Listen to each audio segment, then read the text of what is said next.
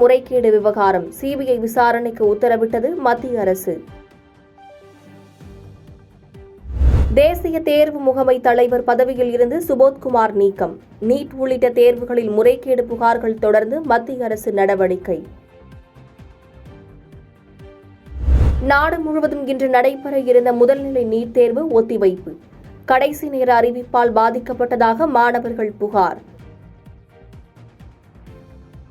கள்ளச்சாராயம் காய்ச்சுபவர்களுக்கும் திமுகவினர்களுக்கும் தொடர்பு இருப்பதாக பாஜக மாநில தலைவர் அண்ணாமலை விமர்சனம். நாளை ஆளுநரை நேரில் சந்தித்து பாஜக குழு புகார் அளிக்க இருப்பதாகவும் பேட்டி. நீங்க நினைக்கிற மாதிரி ஒரு கள்ளச்சாராயம், இது கள்ளச்சாராயமே இல்லை. கள்ளச்சாராயம்னா அரசுக்கு தெரியாம வர்ற சாராயத்துக்கு பேர் கள்ளச்சாராயம். அதனாலதான் கள்ளங்கிற வார்த்தையை பயன்படுத்தும். அரசு மூலமாக வராம யாரோ ஒருத்தர் கொண்டு வந்து சாராயத்தை விற்காங்க அப்படின்னா அது கள்ளச்சாராயம். இது கள்ள விஷச்சாராயம், அதாவது தவறான விஷச்சாராயம் தனியார் நபர்கள் கொண்டு வந்து அதை விற்கிறாங்க, அதை குடிச்சு மக்கள் இறக்குறாங்க. இத்தனை காலமா கள்ளச்சாராயம்னா கிராமப்புறத்துல குடிப்பாங்க, மலைப்பகுதியில குடிப்பாங்க, பக்கத்துல கல்வராய மலை இருக்கிற சேலத்துல அங்க ஏதோ தயார் பண்ணிருப்பாங்க. கள்ளக்குறிச்சியில் விஷச்சாராயம் அருந்தி இறந்ததாக கூறப்படும் 2 பேரின் சடலங்களை தோண்டி எடுத்து உடற்கூறாய்வு செய்ய ஆட்சியர் உத்தரவு. மருத்துவமனைக்கு செல்லும் முன்பே இறந்ததால் அரசு நிவாரணம் வழங்கவில்லை என உறவினர்கள் முறையிட்டதை தொடர்ந்து நடவடிக்கை. கள்ளக்குறிச்சி விஷச்சாராயம் சம்பவத்தை கண்டித்து காங்கிரஸ் சார்பில் போராட்டம் நடத்தப்படும் என செல்வ பெருந்தகை அறிவிப்பு. கட்சி நிர்வாகிகளுடன் ஆலோசித்து தேதி அறிவிக்கப்படும் என்றும் தகவல். கருணாபுரம் சம்பவம் அண்ணாமலையின் சதித்திட்டம். திமுக அமைப்பு செயலாளர் RS பாரதி குற்றச்சாட்டு. எல்லை தாண்டி மீன்பிடித்ததாக தமிழக மீனவர்கள் 18 பேரை கைது செய்தது இலங்கை கடற்படை. கைது செய்யப்பட்ட மீனவர்கள் ராமேஸ்வரம் பகுதி மீனவர்களாக இருக்கலாம் என தகவல்.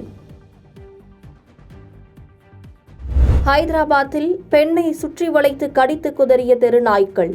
விரட்டி விரட்டி தாக்கிய சிசிடிவி காட்சி வெளியாகி அதிர்ச்சி. நாட்டிலேயே முதன்முறையாக விமான பயணிகள் வசதிக்காக அதிவிரைவு குடியேற்ற சேவை அறிமுகம். டெல்லி விமான நிலையத்தில் மத்திய அமைச்சர் அமித்ஷா தொடங்கி வைத்தார். நீலகிரி மற்றும் கோவை மாவட்டங்களுக்கு இன்று மிக கனமழைக்கான ஆரஞ்சு அலர்ட். திருப்பூர், தேனி, தென்காசி, திண்டுக்கல் மாவட்டங்களில் கனமழை பெய்யக்கூடும் என்று வானிலை மையம் எச்சரிக்கை. 18வது மக்களவையின் முதலாவது கூட்டத்தொடர் நாளை தொடக்கம். முதல் 2 நாட்கள் எம்பிக்கள் பதவியேற்பு நிகழ்ச்சி நடக்கிறது. T20 உலகக்கோப்பை சூப்பர் 8 சுற்றில் 2வது வெற்றியை பதிவு செய்தது இந்தியா. வங்கதேசத்தை 50 ரன்கள் வித்தியாசத்தில் வீழ்த்தி அசத்தல். மறைந்த பாடகி பவதாரணி குறித்து சகோதரர் யுவன் சங்கர் ராஜா உருக்கம். பவதாரணி குரலை AI மூலம் பயன்படுத்துவோம் என கற்பனை கூட செய்ததில்லை என பதிவு.